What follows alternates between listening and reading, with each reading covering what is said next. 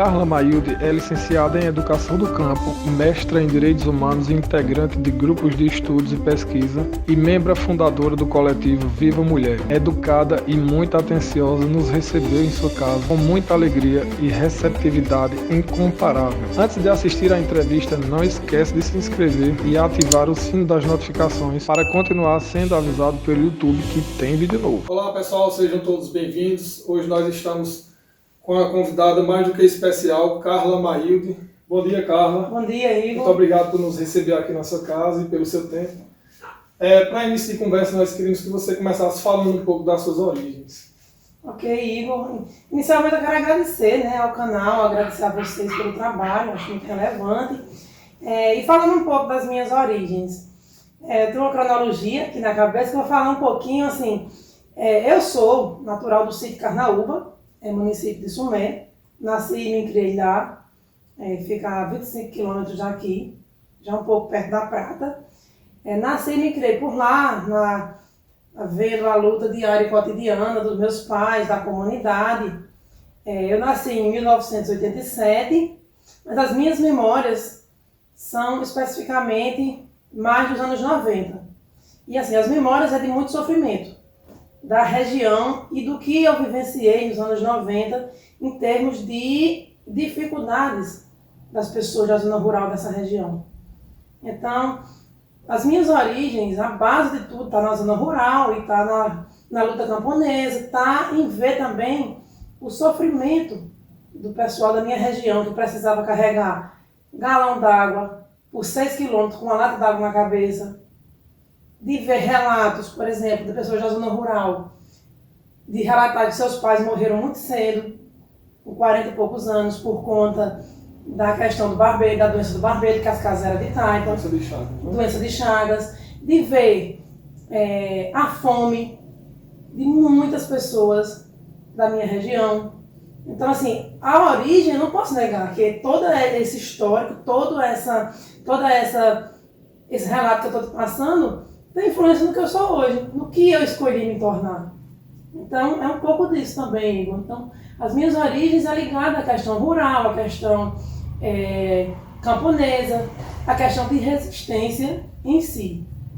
Então, um pouco das lutas que eu travo hoje, porque é um pouco para fazer jus àquela história de superação que nós tivemos um pouco mais para frente. E para que essas pessoas, a gente não volte a ter essa situação novamente. Principalmente de fome, principalmente de tamanha desigualdade, como eu vivenciei especificamente nos anos 90.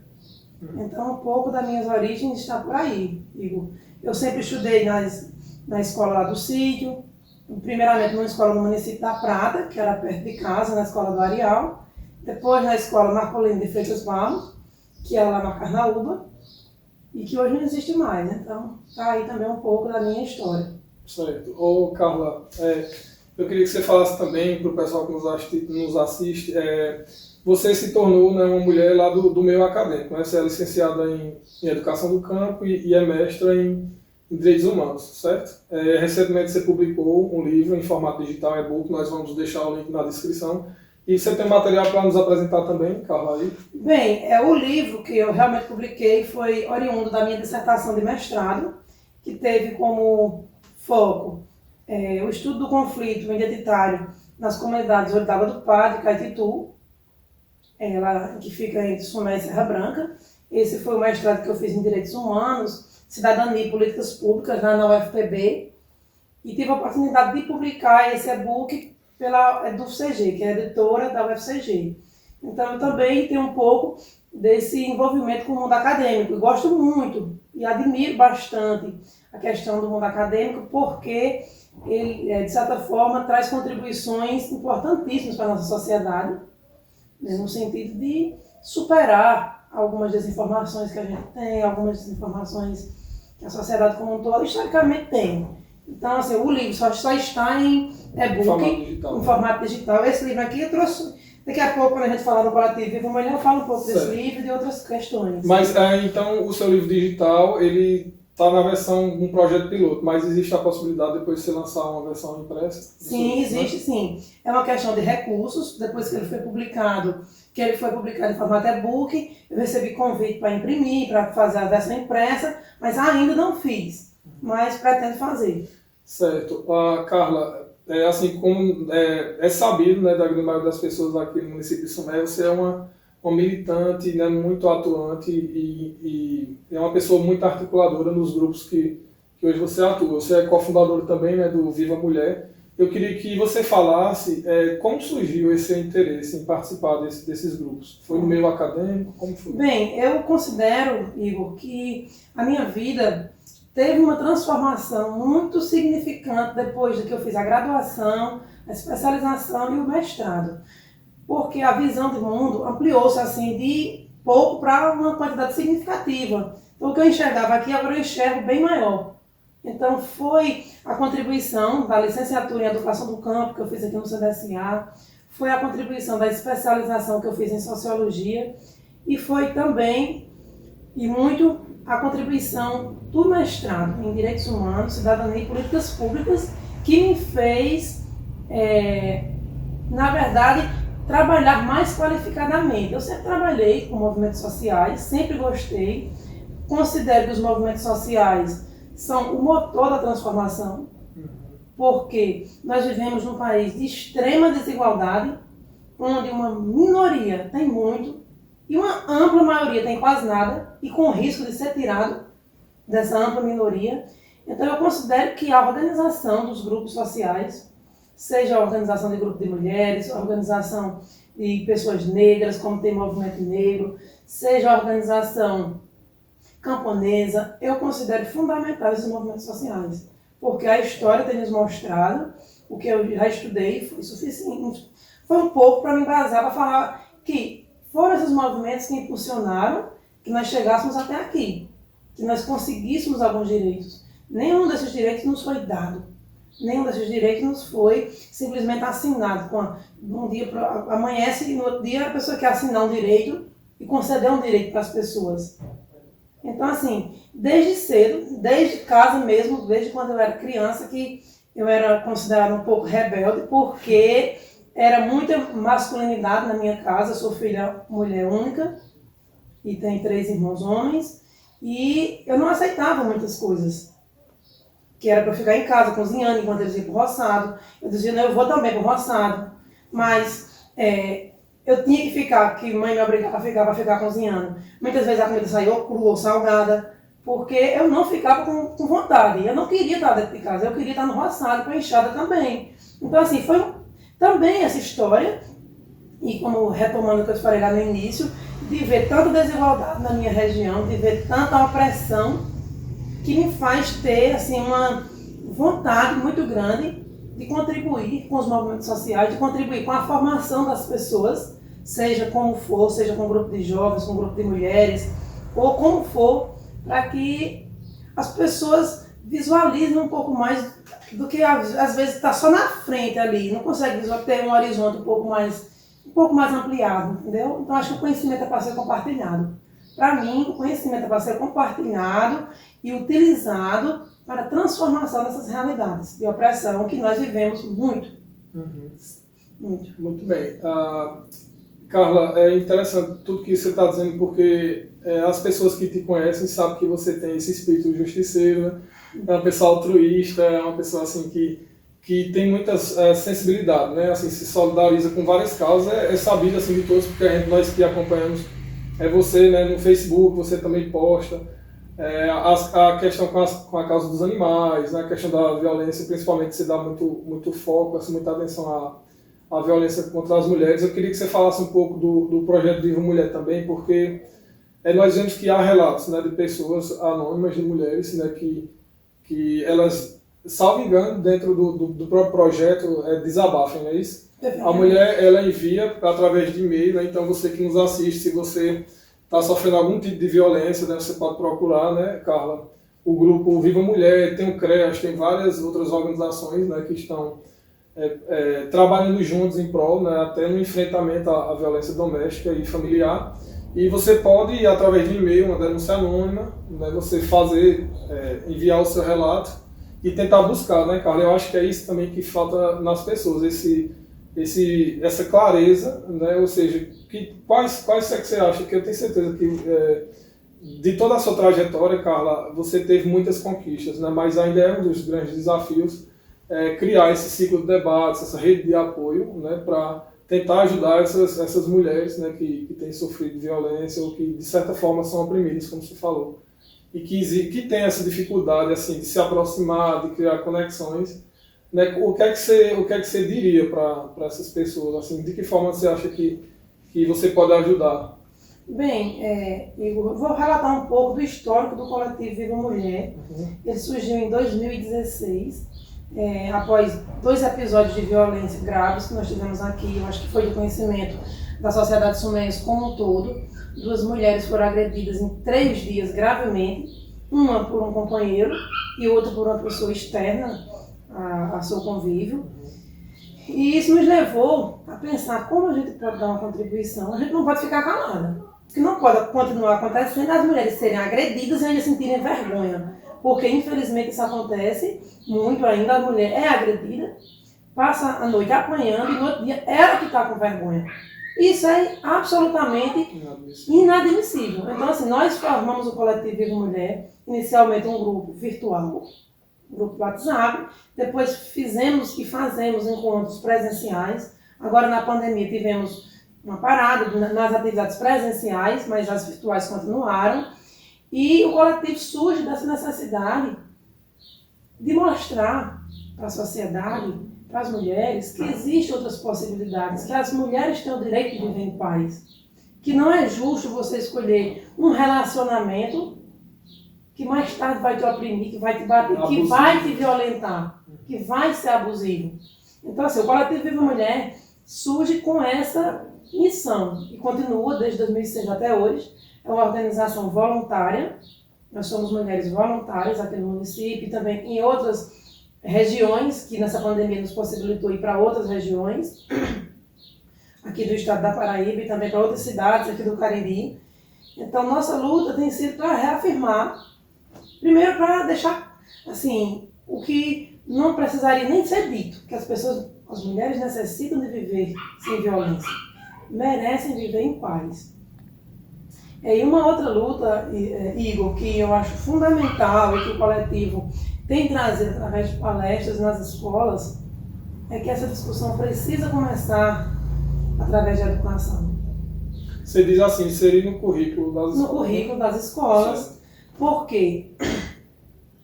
Porque se eu cresço, supostamente, ou supondo que eu cresço vendo meu pai agredir minha mãe, eu possivelmente vou naturalizar aquilo. É mais fácil naturalizar. Mas se eu cresço sabendo que aquilo ali não está correto, por exemplo, é uma forma de eu não me acostumar com aquela violência. Então a escola tem um papel fundamental, porque a nossa sociedade como um todo, ela é muito machista. Você acredita que os jovens têm essa maturidade, Carla, para identificar possíveis violações?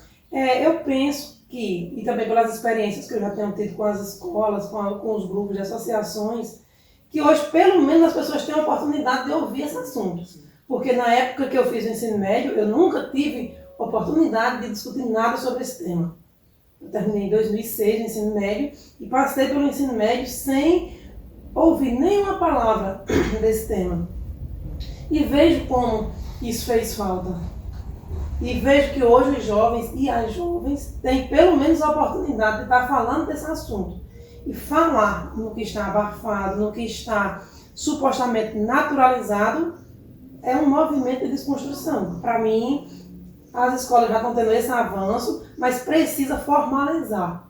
Precisa que essa desconstrução dessa violência e desse machismo doentio que nós temos na sociedade, que mata, que a cada 8 minutos uma mulher é estuprada no Brasil e que violenta muitas mulheres e meninas, precisa ser enfrentada através da educação.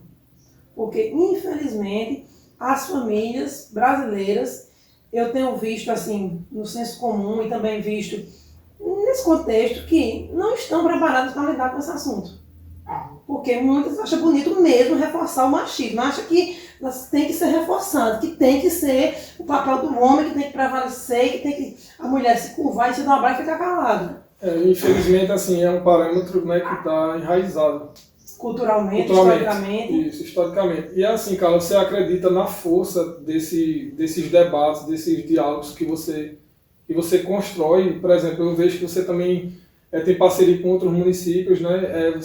Vocês convidam delegados, né? São pessoas assim que fazem parte de órgãos essenciais à justiça, né? Que de certa forma também tem outras informações que incrementam, né? Para que você possa, digamos assim, empoderar essa força, esse teu ativismo. E então, assim, Carla, nós percebemos que existem muitas pessoas, né, que infelizmente ainda estão retraídas, né? Elas se sentem vítimas.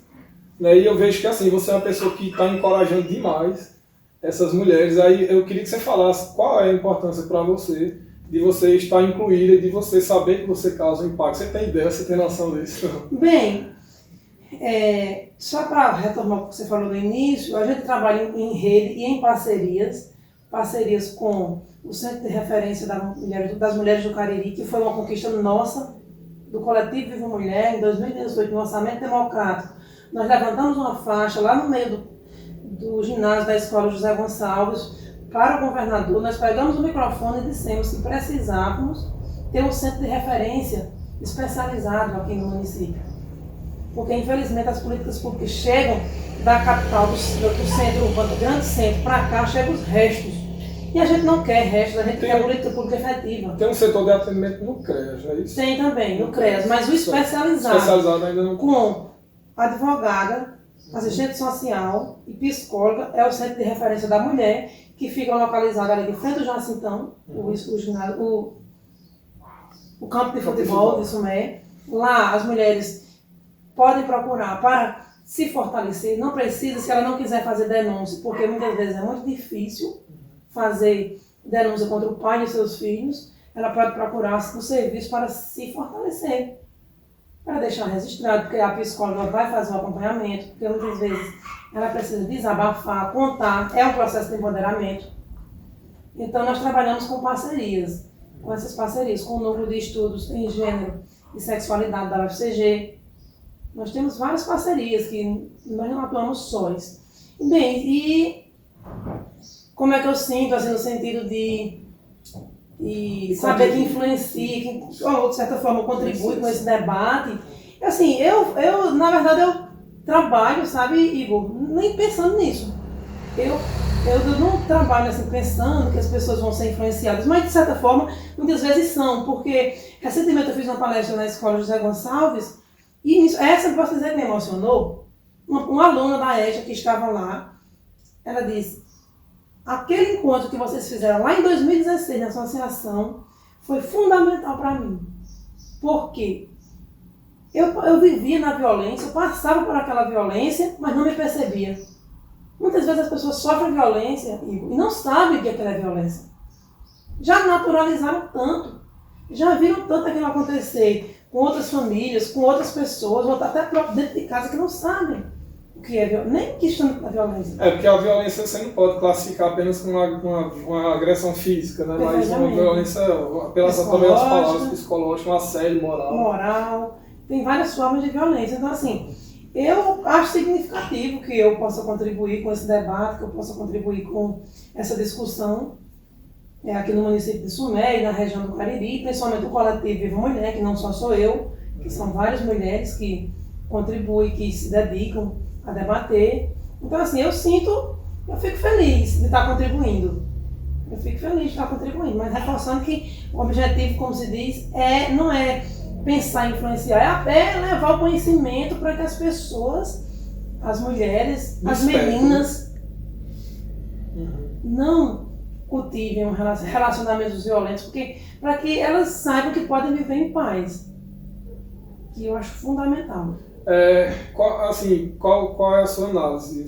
Você tem percebido nesse contexto de pandemia que tem crescido o número de violência? Como é que você tem? Bem, nós, inclusive, boa pergunta, que nós realizamos um projeto de pesquisa pela UFCG, agora no ano de 2020, um projeto financiado de PIBIC, uma pesquisa, para identificar. A pesquisa era intitulada Onde está a violência doméstica e familiar no Cariri Paraibano em tempos de pandemia por coronavírus. Essa pesquisa foi amplamente divulgada com agentes de saúde, foi divulgada com secretarias de saúde dos 17 municípios aqui da região do Cariri. E nós fizemos essa pesquisa porque as pesquisas nos mostram, a bibliografia nos mostra que nesses tempos de pandemia a violência contra a mulher cresce em decorrência do confinamento. E o que nós tentamos desvendar é identificar casos nesses 17 municípios através de informações de outras pessoas que receberam o link e podiam responder. E, surpreendentemente, nós tivemos aqui em Sumé 87 casos identificados. Foi o município que mais teve. Por quê? Porque, possivelmente pela rede de contato nossa SEMAD de Sumé, foi identificado muitos casos aqui, mas foi identificado na Prata, em Monteiro, em São João do Tigre. Todas essas cidades foram identificadas, apesar de ter sido menos nessas cidades. Então, assim, é certo que a violência cresceu, a violência doméstica e familiar, seja contra mulheres, também contra crianças e idosos, cresceu nesse período de pandemia por conta do confinamento e por conta das pessoas não lidarem tão bem com o estar dentro de casa, principalmente os homens, não lidarem tão bem com essa situação, não estarem acostumados e por muitas vezes serem violentos e muitas vezes não acontece mais porque não estão dentro de casa. Então, nós realizamos essa pesquisa, que já foi apresentado no relatório final e já foi publicado. Ok. Carla, para nós encerrarmos a nossa entrevista, né, eu gostaria de agradecer demais, assim, vou pedir para todos que nos assistem colocar aí abaixo do nosso vídeo, né, um hashtag gratidão para o Carla, né, pela sua força, pela sua dedicação, pelo seu esforço, tudo que você tem feito pela comunidade sumaense. E eu gostaria que, se você pudesse, assim, falasse para o pessoal, né, enviasse uma mensagem de esperança, de positividade, de encorajamento para essas pessoas, né, principalmente para as mulheres que têm sofrido. Perfeitamente. Bem, para as mulheres, eu sempre digo que o feminismo é fundamental, porque existe, e atualmente está sendo reforçado, o preconceito. Nosso país está se tornando cada vez mais preconceituoso, infelizmente, mas o feminismo é fundamental. O feminismo não é querer oprimir os homens. Pelo contrário, o feminismo é uma luta das mulheres para elas se fortalecerem. Para que eu esteja falando aqui hoje, ter o direito de falar, foi preciso que muitas mulheres morressem, desse seu sangue. Então, assim, a mensagem que eu deixo para as mulheres é que, e eu sempre deixo essa mensagem para